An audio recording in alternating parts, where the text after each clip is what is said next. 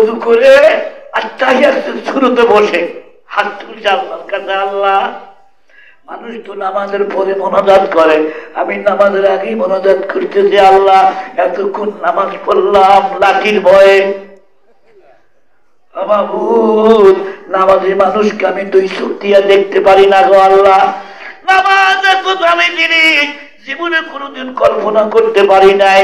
ওযু ছাড়া নামাজে দাঁড়াইছিলাম, তাই যখন দুনিয়ার লাঠির হাত থেকে বাঁচিয়ে গেলাম, মাবুদ আমার অন্তরে 100% বিশ্বাস হয়ে গেছে নামাজের চাইতে দামি কোনো বস্তু আর পৃথিবীতে নাই।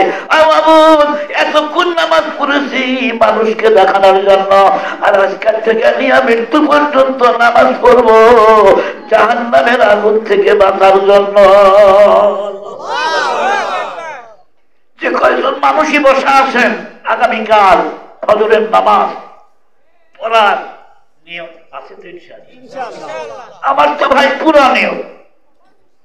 ফজরের 2 রাকাত সুন্নতের দাম কত জানেন? এই তামাম পৃথিবী বিক্রি করলে ফজরের 2 রাকাত সুন্নতের মূল্য হবে না। সুবহানাল্লাহ। মুসলিম শরীফের হাদিস যে ফজরের 2 রাকাত সুন্নতের দাম এত। অন্তত আমার তার আগামীকাল ফজর পড়ার নিয়ত আছে তো ইনশাআল্লাহ? ইনশাআল্লাহ। ভাইরা আমার ফজরের 2 রাকাত সুন্নতের দাম কত? দুনিয়ার সব জিনিস বিক্রি করলেও ফজরের 2 রাকাত সুন্নতের সমান হবে না। আল্লাহ পাক আমাদের সকলকে কালকের ফজরের নামাজ থেকে শুরু করে প্রত্যেক নামাজ জামাতের সহিত পড়ার তৌফিক দান করুন। জোরে বলুন আল্লাহুম্মা আমিন। ওয়া আখিরু দাওয়ানা আলহামদুলিল্লাহি রাব্বিল আলামিন। যে যেখানে বসে আছেন আমার সাথে সকলেই পড়ুন আস্তাগফিরুল্লাহ। জোরে বলুন আস্তাগফিরুল্লাহ।